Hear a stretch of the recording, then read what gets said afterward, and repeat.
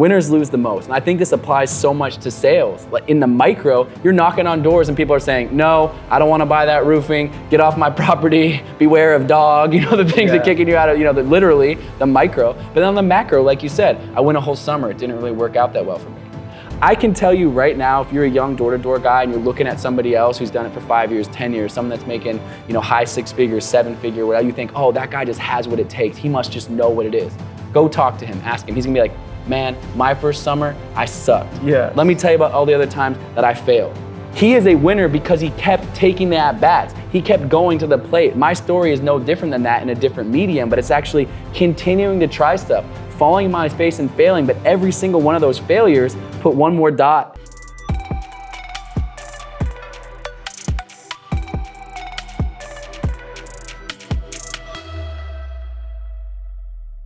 What's up, guys? Sam Taggart here with D2D Podcast, and we're in Croatia filming this podcast, in case you're listening, and very, very special guest, and one of our keynote speakers for Door-to-Door Con. We have Colin O'Brady coming January 8th and 9th in Salt Lake City, Utah. So if you want to go get tickets, now's the time. Don't wait. He's one of the 5 or 6 main line speakers and speaks all over the world because he has set 11 world records. And for somebody like, it's cool to be like, I made the longest football basketball shot or something, or like, I had those are cool world records. It's like, look at me, tallest Jenga stack, it's like, these are 11 world records of And that's exactly what I did. Yeah, I have exactly. the tallest Jenga stack. Yeah, so come to the speech and I will show you a picture of this Jenga stack. It is sick. He will get halfway there just stacking the whole time. We get to help him. No, Colin O'Brady is the fastest to hike every summit, 7 major summits in the continent, in the world, and the North and South Pole. Fastest to walk across, and first and only to just go all the way across Antarctica by himself, pulling a 370-pound sled. You know what I mean? Like think about that, guys, for a second. Walk across Antarctica, 1,000. How many miles is it? Almost just over 1,000 miles. And when I got to the end, I had the Jenga stack. Yes! You know what I mean? So it's like a double world record.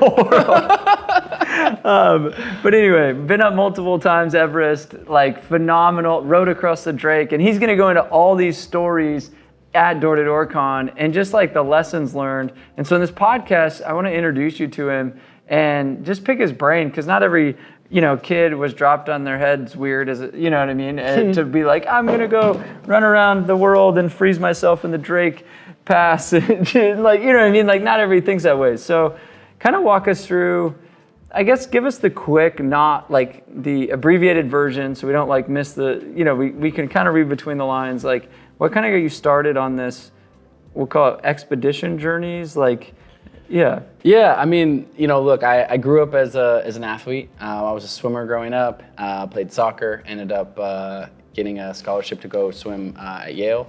So I didn't grow up with a lot of money, so ended up in an Ivy League college and swimming on the East Coast. I grew up as a public school kid in Portland, Oregon. That was a whole different divergent, path for me. But I learned a lot through that. But as you know, and I'll share a much deeper version of it when we get on stage at Door-to-Door Con, but some setbacks in my life as a young adult led to opening the door to try to get in triathlon, got into triathlon, raced triathlon professionally, and kind of turned my back on a more traditional finance career. And one of the things that was interesting for me, and I think it applies to this group here, is I know people come from all different educational backgrounds, people that have, more traditional education, people that didn't go to school, whatever, but the opportunity to think about a little more creatively in their own life, oh, can I sail? Can I be my own boss? Can I create something unique in this world and really take control of it? To me, that was a guiding principle. So a lot of my, classmates, from Yale, they were doing these consulting and banking and lawyer jobs, and nothing wrong with that.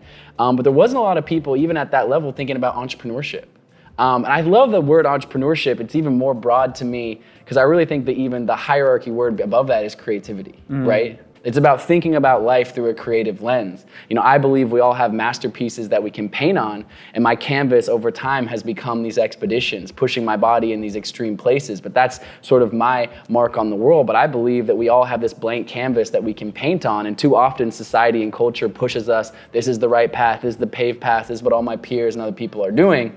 And I love You know, I knew these sales guys, some of them are selling the same thing, but at the end of the day, they're doing it their own way. They've got their own creative stack on it. They've got their own little flavor on it, their own corner of the market, their own people that go, oh, I always can sell to this demographic in this kind of neighborhood. I love that creativity. And for me, it's been having this blank canvas that is sort of taken me, as you said, around the world to all these extreme places, as well as being an entrepreneur and building businesses in and around my name, image, and likeness. I love that. Well, I got some random questions that most interviewers, I mean, you've been featured on Joe Rogan, Tom Bilyeu's podcast, Lewis Howes, some of the biggest podcasts out there. So we're gonna make this a little different. My couple questions. So did you ever finish college at Yale? I did. Yes, okay, I cool. Because graduated. we deal with a lot of college dropouts. Yeah. So most of the people listening to this are like, oh, okay. Like I'm embarrassed to all of you. I did graduate. Yeah, he did graduate. Lame. No, the reason I asked that, it gets like a 50-50 in our world. But what happens to us, like let's say that you finish college, you went to Yale, you got this prestigious degree, you were a collegiate athlete. What happens, like you said, you're like, all your friends are getting banking jobs and lawyer jobs and all these things. In our world, it's like, wait, you graduated college, you got a law degree, and then you went and knocked doors? You know what I mean? I'm assuming you got a similar shame of like, wait, you did all the things right, you got your degree at Yale, smart cat, and then you're gonna go do no money triathlons? Right. So what I will say is, it's so, you spot on. This is a long story short, but essentially, not only did that happen, but literally 30% of my graduating class, 2006, goes to banking, 30% to consulting, and 30% goes to basically Ivy League equivalent law schools, medical schools, ever. There's like 3 paths. And it's like, wait a second, there's so many other paths in life. But I didn't grow up with a lot of money. I grew up in Portland, Oregon, didn't have a lot of money when I was a kid at all, didn't travel, didn't see the world. But I did start my first entrepreneurial business, which is I started painting houses when I was 15 years old. And so cool. I would make a decent amount of money by the time I was like college age. And my friends would go off and they go, oh, I got the Morgan Stanley summer banking internship. They're like, what are you gonna do this summer? And I was like, I'm gonna go paint 3 houses, but I can paint 3 houses in a month. I can make 10 grand, and then I can go to Hawaii and hang out there for a month before school starts again. I have enough money in the bank to pay for my books, some beers at night, and basically what I needed for the next few months to get through to the next summer. AKA door to door, baby. Exactly. Let's go. I come from our tribe, man. And so, but people were looking at me and they're like, Colin, you don't get it, man. And I will say that Ivy League environment was unfamiliar to me. But in the end, I think it was an asset. Not to vilify, again, the other people that took a different path. But I got to school and someone goes, hey, I'm gonna get an iBanking internship. And I was like, I'm not afraid to sound dumb. I'm like, what's iBanking? They're like, you know, like Goldman Sachs, Morgan Stanley. And I was like, I didn't even know what that was. Whereas these people have been boxed into a frame of this is the only thing that you can be. And so I'm always cautious of that, just throughout my life in general now. But to your point, for the next, I worked in finance for a little bit, but ultimately raced triathlon professionally for 7 years and made very little money. I was like living on buddies' couches, eating peanut butter and jelly sandwiches. And as my 20s went on, friends of mine who had taken that banking route went and got MBAs at, the Harvard MBAs and the Whartons and the things like that, and then got an even higher, salary at the banks and stuff like that. I'm 28, 29 years old, and I've got basically no savings. They're like, and I was like, dude, I'm on my path. During those years, I went to 60 different countries. I spread my wings. I learned so much. And now 10 years on from that, I'm 39 years old right now, 7-figure income for years and years. I've founded and exited businesses. I've had a lot of financial success, and at this point, have definitely exceeded what most of my friends on that path have done in terms of finances. But I wasn't trading my soul just for the money. I was going, in what ways can I creatively make money that also serves my passion?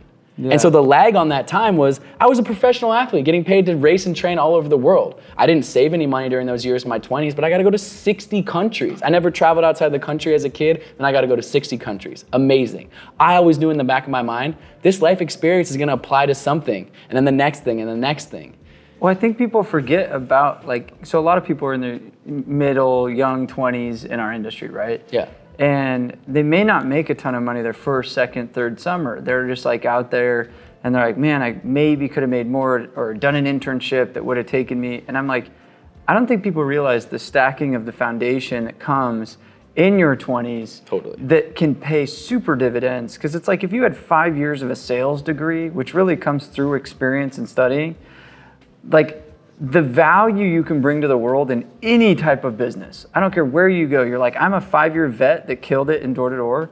People don't realize like you'll get a job like this at everywhere. Anywhere. You go. Anywhere. Yeah. But it's like if you're like, oh, I quit my first year selling because I sucked, you're telling yourself a story of like, you suck at life and you're going to continue to quit and quit and quit and quit. Totally. And I think that element of you became a professional at one thing and you put like deep roots into mastering that craft, that knowing that it was going to stay in line with like a bigger mission, where banking sitting 9 to 5 obviously doesn't fit your identity. Totally. So it's just like that would have like killed you. And I love the Steve Jobs quote. We've heard it probably from the Stanford graduation speech, one of my favorite speeches. He goes, you can't connect the dots going forwards, but you can connect them going backwards, right? And that's to say, like, I just had this inner belief, if I keep doing things I'm passionate about, and these things, I'm engaged with the world. I'm pushing my mind, body, and soul as an athlete. I'm seeing the world. I'm talking to different people. I'm learning. I was like, this is going to stack and add up to something.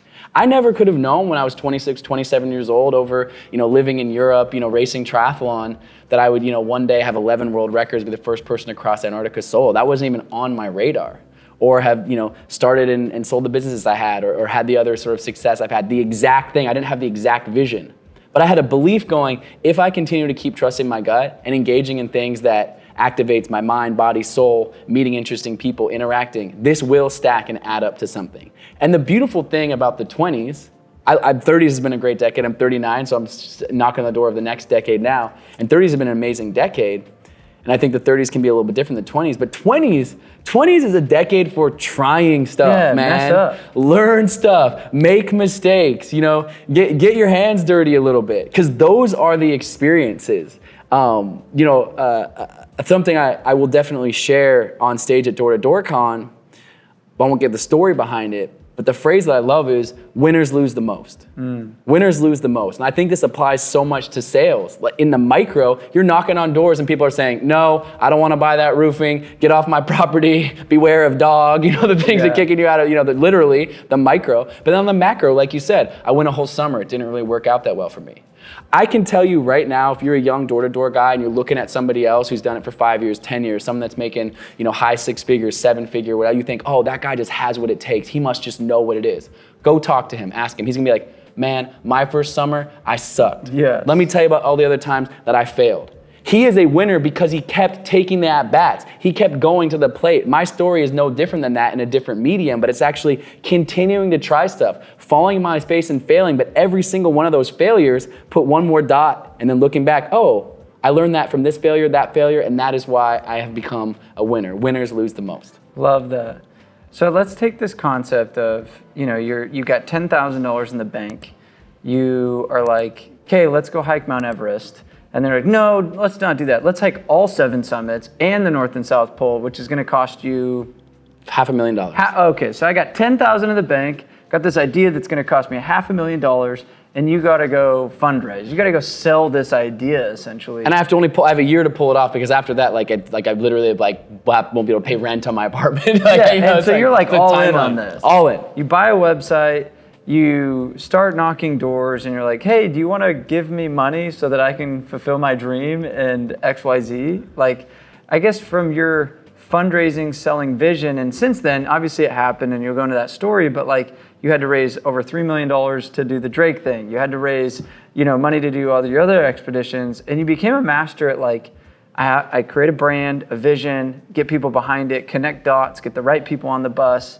Kind of tell us about like your process to make sure that happens. Yeah, I mean, each one of my projects, each one of my expeditions has been different. Obviously, you mentioned a couple, the Drake Passage Row with a multi-million-dollar budget, the 7 summits, Explorers Grand Slam world record, $500,000, and I had 10,000 in the bank.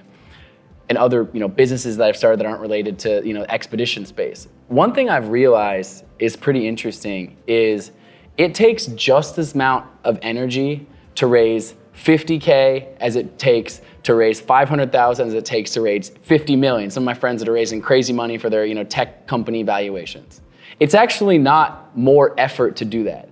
It's just the idea or the vision needs to match up with the price tag. If you have $100 million idea, it's actually not that hard to raise 10 million for it, because people in the market go, oh wait, that makes sense. This actually is a scalable idea that could be worth X, Y, and Z. I want to invest in this. So it's actually aligning that number. It's not the dollar figure. It's aligning what you are doing in and around that. And I'll take that a step further, which is just to say, sales, I think of myself as a storyteller. That's why I love public speaking. I've written a New York Times bestselling book. I've done a bunch of Hollywood projects, things like that, because I think stories have the ability to move and inspire people. Knocking on doors, I don't have to tell you guys this. At the end of the day, you've got 5 seconds to tell a quick story to earn the next 5 seconds, to earn the 5 seconds after that, the 10 seconds after that, before you can close or sell or whatever. Raising money for these projects, other business I've done, it's no different than that. You gotta put yourself in the environment. You gotta literally go knock the door. You have to have somebody looking back at you. You gotta email the guy and get the meeting, and that's a whole different thing. But when you're there, how do you close that? You gotta sell it, man. There's gotta be a reason why. You're selling roofing, right? Oh, hey, there's been some bad storms in this area, and had you look at this person who fixed their roof, blah, blah, blah, right? I don't know all the sales tricks that you guys all know, but you're essentially doing this, right? Guys, I'm telling you, we put Colin on the doors, he would kick everybody's ass, just from getting to know him over the last few times I've met. Keep going. But the point is that so often we forget this. I see people, a lot of people ask me, even in the adventure space, and I love answering these questions. I get DMs from people, and I'm in service, and I want to help people. People go, hey man, I've got this amazing project. I want to run across America. I wanted this, I wanted that, but I need $50K to do it, and how do you get a sponsor to meet with you? And my first question is what's your story? What's your why for doing this? What's the underlying passion? Why would somebody want to invest in this? People are because I'm doing this record. And even that is not enough. It's an understanding of it's a product market fit, but it's also an understanding of how to communicate that idea. Then someone will say, I'm do you have a deck? Oh, I've been working on a deck, send it over to me. The amount of times that I've seen decks on this kind of stuff, that's just spreadsheets. It's just the cost of X is Y, and that's important. That's gotta be in there somewhere. But I'm sell me the vision, man. Sell me the idea. Put this into something that I can touch, smell, relate to, connect with. And that's not just for sales, man. It's no different than, meet as a young person, meeting a girl at a bar, meeting a guy at a bar. You're selling yourself in all these environments, and not in some duplicitous way, but it's saying why am I worthy to be talking to? How can I provide you value? Right? It's not saying, oh, hey, I want to sell you this roof because I can get this commission from this. When I sold those projects for $500,000, $3 million, or whatever, I walked into brands and said hey, if I do this, I can get this many eyeballs. You're paying this much anyways for this kind of marketing and media. This is a unique opportunity, blah, blah, blah. And they're oh, I'm interesting. Oh, and by the way, there's an impact element that I'm super passionate about that aligns with the impact that you guys are doing, et cetera. And again, I could roll out more specifics on that, but the essence really is having that passion and that vision, but then understanding how to communicate that effectively to those that are actually stakeholders. Hey, I want to be a part of it. Oh, hey, I'm doing this. Do you want to be a part? You want to be a part of this. And all of a sudden, as you said, the right people jump on the bus. And the last thing I'll say about this is when you get out in the world with deep passion, you know this. You're a visionary. You've created so much in what you've done. But at some point, there wasn't the door-to-door con and the big mastermind and the this and that or whatever. But there was Sam Taggart with passion, with vision, saying, hey, I've sold a bunch at the doors, but I believe in something bigger. It's hard to realize that actually being able to say that out loud, so many people hesitate even in that step. So true. And the world reflects back to you what you come with. If I went and tried to sell my first mountaineering project like this, hey, Mr. Executive from Nike, I'm thinking about climbing these mountains. I haven't climbed a lot of mountains, but it's a cool thing, and I could start a nonprofit. Do you think that might be a good idea? Right? That's very different than being hey man, a year from now, I haven't climbed a lot of mountains. Let me be honest with you about that. But I'm a world-class athlete.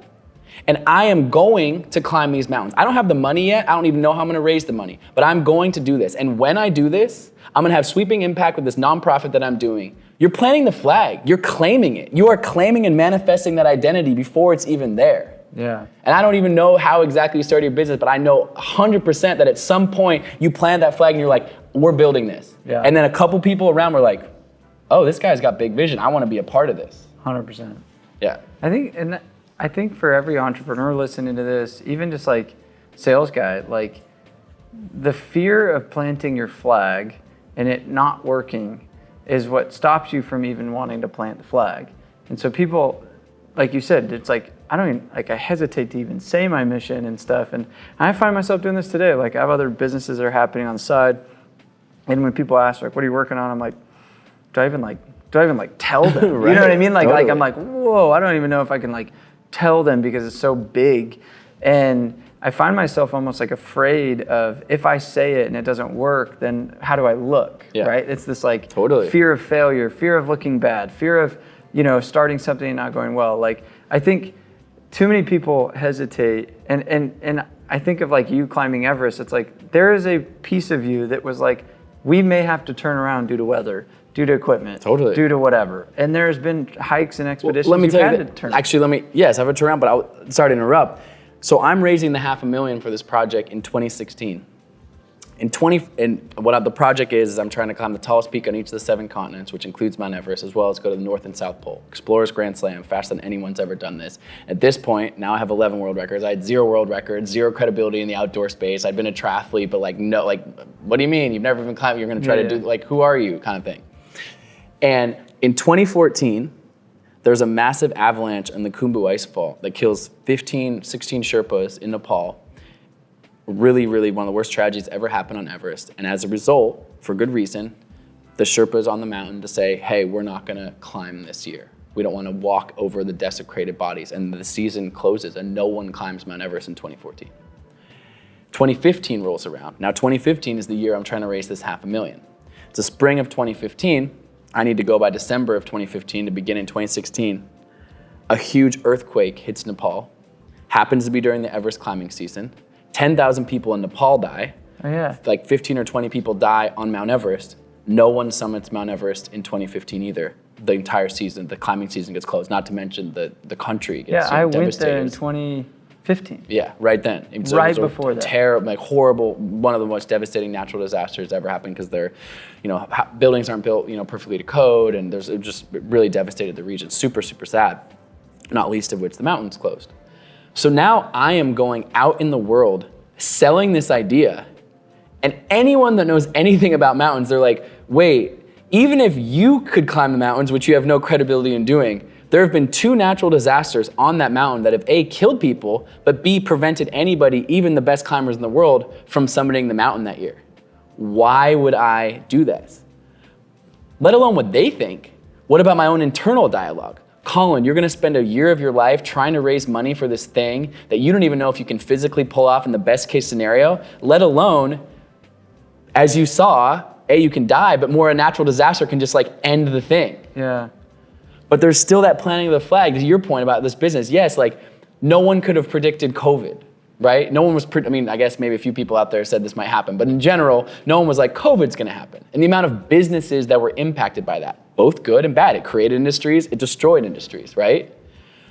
But you can't sit here and go, I shouldn't start this business, I shouldn't come up with the idea because there might be this large external shock that happens, whatever. It might happen. I will also say, I have a lot of friends that are in the, venture capital, private equity, space, essentially investing in entrepreneurs at different levels of businesses. And I've heard numerous of my friends that are basically picking companies, picking founders, picking people to invest in, hoping to make a lot of money off of their, ideas. Say, obviously the idea has to be sound. I got to look at the analytics of the business, what's their EBITDA, blah, blah, blah, whatever. But more than anything, I invest in people. And I go, well, what kind of people do you invest in? And they go, you wouldn't believe this, but my favorite kind of founder to invest in is the person on their second business. And I was like, oh, because they've already proven themselves as an exited founder? They go, no, of someone whose first business failed. And you're like, what do you mean? Don't you want to just pick winners? And certainly people invest in people that have already had success. But they say, there is something about having the grit to shut down a business, to start an idea and have it fail, and still have the tenacity to start something again, which means they're not gonna make those same mistakes. They're gonna apply those lessons in those learning. Again, the winners lose the most mentality of saying, actually, that guy, it's hard to start a business. It's hard to get your teeth kicked in. And you know what's hard to do after having your teeth kicked in? To go, you know what? I'm gonna try again. So good. And so many of those people, big VCs and private equity guys, love to invest in because they're gonna figure it out this time, and they often do. Wow. Guys, if you have not checked out Colin O'Brady. Go follow him on Instagram, get his book, The 12-Hour Walk and the Impossible First. And I'm not trying to divulge all the stories, but you can tell there's a lot to unpack here. And at Door to Door Con, he will give one of the most phenomenal speeches we've heard in the last 8 years. And we've had some amazing speakers. And if you or your team are on the fence, like I'm telling you, get your tickets early. The prices do go up as we get closer to the event. But I don't want to like spoil too much. This has been so good. Little tease. Little tease. We're going to go deep into stories. We're going to bring you on a rowboat. We're going to bring you in the middle of nowhere in Antarctica, videos, all the thing. We're going to light up your body, mind, body, and soul. It's going to be great, man. I can't wait to meet all of you. Okay, we will see you guys in January in Salt Lake City, and you too, Colin. And guys, we're at the Circle Mastermind, our CEO Mastermind, and Colin is cool enough to say, dude, I'm in, let's go. And so we've been hanging this week, and it has just been fun to get to know him on a more personal level and have him with our Inner Circle community. So anyway, much love. See you guys on the next episode, and we'll see you in January. Yeah, can't wait.